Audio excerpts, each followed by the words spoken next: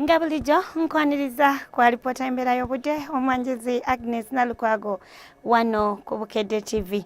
Enkuba ekyagendera ddala maaso n'okutonnya mu bitundu by'eggwanga ebitali bimu era ng'okusinziira ku alipoota gye twafunye Lira yawezezza millimeters 27 so ng'ate Tororo yawezezza millimeters 15 n'obutundutundu 4 olw'eggulu neweza millimeters 6 n'obutundutundu 7. Wabula ate enkya ku makya tusuubira enkuba okutonnya mu bitundu by'eggwanga ebisinga obungi ng'oggyako ebitundu ebimu mu bukiikakkono ssaako n'ebimu mu bukiikaddyo tusuubira akasana okwaka nga bwe kakubakubamu.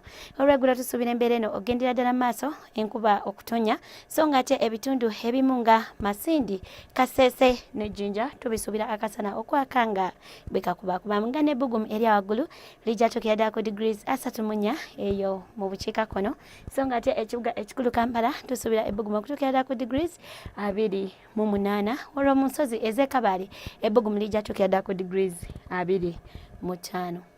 Ebibuga ebirala mu nsi ekibuga nga Pretoria tukisuubira okuba n'enkuba nga n'ebbugumu lijja tukira ddala ku degrees 19 so ng'ate Dubai, Paris, London ne New York tusuubira akasana okubimula nga n'ebbugumu mu Paris lijja tukira ddala ku degrees 18. Ebyo bye tusobodde okufunyayo okuva mu kitongole ky'eggwanga ekivunaanyizibwa ku Embeera y'Obudde. Sigala nga yeekuumira ku Bukedde TV. Weeraba.